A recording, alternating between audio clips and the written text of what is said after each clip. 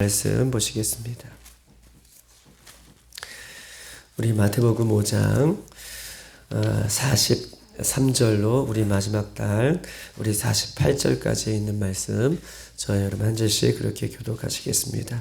43절로 48절까지 있는 말씀입니다. 또 내 이웃을 사랑하고 내 원수를 미워하라 하였다는 것을 너희가 들었으나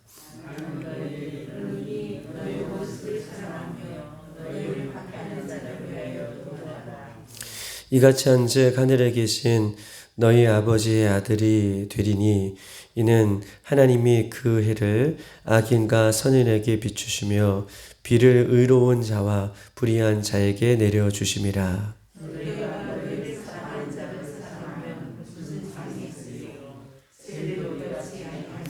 또 너희가 너희 형제에게만 무난하면 남보다 더한 것이 무엇이냐? 이방인들도 이같이 아니하느냐? 그러므로 하늘에 계신 너희 아버지의 온전하신 것 같이 너희도 온전하라. 아멘. 오늘은 이 마태복음 5장의 이 마지막 장을 우리가 오늘 이 새벽에 보고 있는 것입니다. 특별히 우리가 사람을 용서하고 원수를 사랑한다는 것, 특별히 그 예수님을 우리가 말씀에 입각하여서 예수님의 말씀을 따라서 우리가 사람을 용서하고 또 원수를 사랑한다는 것은 정말 예수님이 원하시는 또 예수님을 닮아가는 모습이고, 이렇게 사람을 사랑하고 원수까지도 사랑할 수 있는다는 것은 최고의 경지이지만 이것이 예수님을 닮아가는 일이고, 예수님의 옷을, 예수님의 성품의 옷을 우리가 입는 것이다 라고 이렇게 이야기할 수 있어요. 예수님의 옷을 입고 살아가는 것이고 예수님을 닮아가는 것이 이렇게 사람을 사랑하는 것이고 원수까지도 사랑하는 모습인 것을 오늘 이 새벽에 우리 마무리를 하면서 우리에게 이야기하고 있는 것입니다. 그런데 중요한 것은 이 원수를 사랑하라 라고 하는 이 말씀이 저와 여러분에게 불가능한 일이라면 예수님께서는 우리들에게 말씀해 주지 않으셨을 거예요. 원수까지도 사랑하라 라고 하는 일이 정말 우리들에게 불가능한 일이라면 예수님은 말씀하고 계시지 않을 텐데, 이것이 가능한 일이기 때문에 오늘도 예수님은 원수까지도 우리에게 사랑하라 라고 이렇게 말씀하고 있는 것입니다. 저도 그렇지만 가끔 우리가 사람을 생각하거나 미운 사람을 생각할 때에는 가슴이 울렁이고 심장이 떨릴 때가 있어요. 미운 사람을 생각하거나 내가 이해하지 못하는 사람들을 생각할 때에는 정말 가슴이 울렁이기도 하고 심장이 떨리기도 합니다. 원수를 사랑하라 라고 하는 것이 몰라서가 아니라 삶 속에서 실체가 되면, 원수를 사랑하라 라고 하는 이야기를 우리가 몰라서가 아니라 이 이야기가 나의 삶의 실체가 되면 힘들고 어렵고 괴로울 때가 있다라고 이야기를 할 수 있습니다. 그럼에도 불구하고 예수님은 원수를 사랑하는 방법에 대해서 우리가 어저께 보았듯이 원수를 사랑하기 위해서 좋은 방법을 우리에게 이야기하고 있는데, 우리가 어저께 보았듯이 44절입니다. 44절은 나는 너희에게 이르노니 너희 원수를 사랑하며 너희를 박해하는 자를 위하여서 기도하라 라고 예수님께서는 말씀하고 계시죠. 너희를 박해하는 자를 위해서 기도하라. 이것을 예수님께서는 어저께와 오늘 동일하게 말씀하고 계셔요. 이렇게 하는 것입니다. 예수님, 제가 당한 일을 생각하면 견딜 수가 없습니다. 그런데 예수님께서 용서하라고 하셨으니 제가 용서할 수 있는 힘을 저희에게 주십시오 라고 이렇게 예수님의 이름을 부르며 기도하라 라고 예수님께서는 말씀하고 계시죠. 기도하면 용서할 수 없는 것 같은 사람도, 원수 같은 이렇게 마음을 먹었던 사람도 내 이웃이 되는 것이고, 이렇게 기도하면 이해하지 못하는 사람도 내가 이해할 수 있는 능력을 하나님께서 우리에게 허락해 주시는 거예요. 이것이 영적인 비밀인 것을 성경 우리에게 이야기하고 있습니다. 이것이 기도의 능력인 것을 말씀하고 계시죠. 그러므로 용서와 사랑의 첫 단추이고 용서와 사랑의 첫 발걸음은 기도라는 것을 성경은 우리에게 이야기하고 있어요. 내가 용서해야지 해서 용서가 되는 것도 아니고 내가 이해해야지 라고 베벗 양보해도 이것이 이해되는 것이 아니라 원수까지도 사랑할 수 있고 원수까지도 이해할 수 있는 첫 발걸음은 기도하는 것임을, 기도할 때에 예수님의 마음을 부어주시고 기도할 때에 우리가 이해하지 못하는 것까지도 품을 수 있는 마음을 주시기 때문에 이렇게 예수님은 기도해라 라고 우리에게 말씀하고 있는 것입니다. 원수를 사랑하고 그를 위하여서 기도하면 어떤 일이 벌어지는가에 대해서 우리가 어저께 봤는데 우리 한번 45절을 다 같이 한번 읽어보십시다. 원수까지도 사랑하면 어떤 일이 벌어지는가. 45절 시작. 이같이 한즉 하늘에 계신 너희 아버지의 아들이 되리니 이는 하나님이 그 해를 악인과 선인에게 비추며 비를 의로운 자와 불의한 자에게도 내려주심이라. 아멘. 이같이 하면, 이같이 한즉, 이같이 너희가 기도하고 이렇게 원수까지도 사랑하면, 이해하면 뭐라고 얘기하고 계시냐면 비로소 너희가 하나님의 자녀의 모습을 갖게 되는 것이다 라고 얘기하고 있습니다. 비로소 그때에 우리가 하나님의 자녀의 모습을 회복하는 것이고 비로소 그때에 하나님의 자녀의 모습을 갖게 되는 것이다 라고 성경은 우리에게 이야기하고 있습니다. 우리는 예수님을 믿음으로 하나님의 자녀가 되는 특권을 받았습니다. 할렐루야. 우리는 예수 그리스도를 믿음으로 하나님의 자녀가 되는 특권을 받았지만 우리의 삶을 되돌아보면 하나님의 자녀의 모습으로 살아가는 것이 아니라 우리는 때로는 이 지옥 같은 지옥 백성의 모습을 우리가 그런 모습으로 살아갈 때가 많아요. 예수 그리스도를 믿음으로 하나님의 자녀가 된 우리들의 모습이지만 삶 속에는 하나님의 자녀의 모습이 아니라 지옥 백성처럼 살아가는 우리들의 모습은 없는지 이렇게 묻고 계시는 것이죠. 그런데 하나님께서는 우리에게 말씀하고 계십니다. 이렇게 사랑하면, 이렇게 우리가 원수까지도 사랑하는 예수님의 마음을 가질 때에 비로소 우리가 하나님의 자녀의 모습을 갖게 되는 것이다. 요한복음 13장 35절 너희가 서로 사랑하면 이로써 모든 사람이 너희가 내 제자인 줄 알미라. 언제 내 제자인 줄 알미라고 얘기하고 계십니까? 너희가 서로 사랑하면 그때에 너가 참 내 제자 맞구나 라고 이렇게 예수님이 알겠다라고 얘기하고 계십니다. 요한 1서 4장 20절 누구든지 하나님을 사랑하노라 하고 그 형제를 미워하면 이는 거짓말하는 자니 보이는 바 그 형제를 사랑하지 아니하는 자는 보지 못하는 바 하나님을 사랑할 수 없느니라 라고 말씀하고 계십니다. 다른 의미로 말하면 이 말씀은 이런 것이죠. 용서하지 않고 사람을 사랑하지 않는다면 아무리 기도하고 아무리 성경을 보고 아무리 말씀을 듣고 아무리 헌신하고 봉사해도 참 제자가 될 수 없고 하나님의 사랑을 어떻게 해요? 품고 살아가지 않는 그런 모습인 것을 성경은 아주 중요하게 우리에게 이야기하고 있어요. 아무리 성경을 많이 보고 아무리 기도를 많이 하고 아무리 봉사를 많이 한다라도 그렇게 사랑하며 살아가지 못하면 참 제자가 될 수 없고 하나님을 사랑하지 않는 것이다 라고 성경은 아주 무서운 이야기로 오늘 이 새벽에 저에게도 동일하게 말씀하고 있는 것입니다. 그렇기 때문에 예수 믿는 것은 쉬운 일이 아니에요.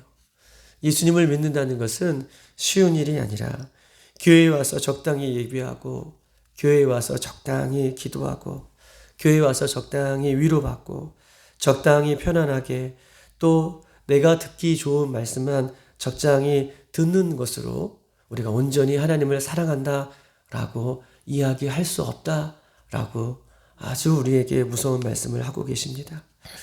적당히 하는 것은 우리에게는 편할 수 있어도 적당히는 우리의 영혼을 죽이는 것임을 성경은 이 본문을 통해서 우리에게 이야기하고 있어요.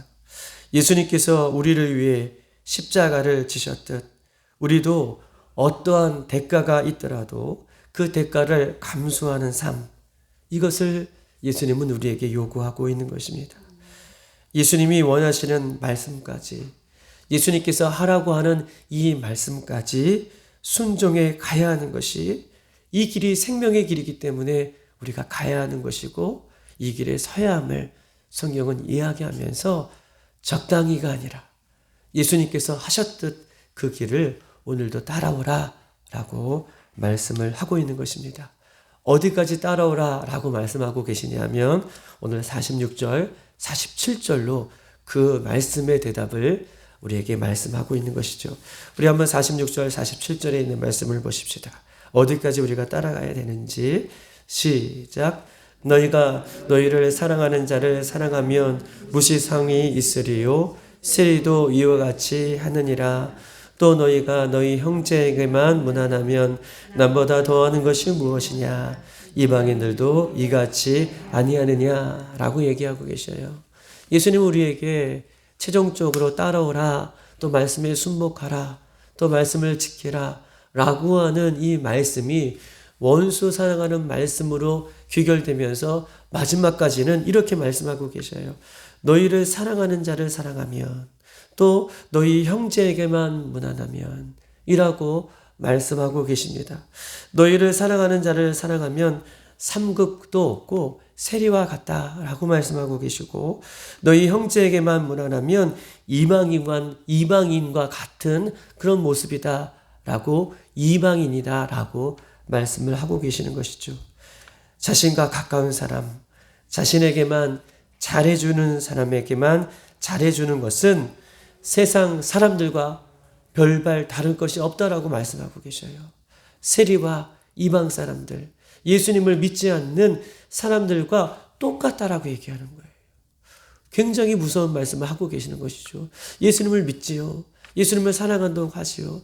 그럼에도 불구하고 내가 사랑하는 사람에게만, 내가 무난하고 싶어하는 사람에게만, 나에게 잘해주는 사람에게만, 내가 가까이 가고 싶어하는 사람에게만 그렇게 사랑한다면, 그렇게 그 말씀을 적용하며 사랑한다면 세상 사람들과 다를 바가 없다, 세리이다, 이방인이다 라고 말씀을 하고 있는 것입니다. 그러면서 예수님은 마지막 최종적으로 한 가지 기준을 우리에게 제시하고 있는데, 우리 한번 48절에 있는 말씀을 마지막으로 보시겠습니다. 시작. 그러므로 하늘에 계신 너희 아버지의 온전하심과 같이 너희도 온전하라. 아멘. 오늘 온전하라는 것을 두 가지를 이야기하고 계셔요. 그러므로 하늘에 계신 너희 아버지의 온전함 같이 너희도 온전하라 라고 말씀하고 계십니다. 즉 하늘에 계신 너희 아버지처럼 온전하라 라고 하는 이 온전함을 이야기하는 것은 성도들의, 예수 그리스도를 믿는 성도들의 성숙함을 이야기하고 있어요. 성숙해라. 하나님의 온전함과 같이 너희들 좀 제발 성숙해라 라고 하는 이 성숙을 우리에게 이야기하고 있는 것이죠. 미성숙이 아니라 성숙함입니다. 덜 익은 곡식이 아니라 탐스럽게 익어가서 고개를 숙이는 그 알곡처럼 삶을 살 것을 우리에게 요구하고 있는 것입니다. 신앙의 미성숙은 어떻습니까?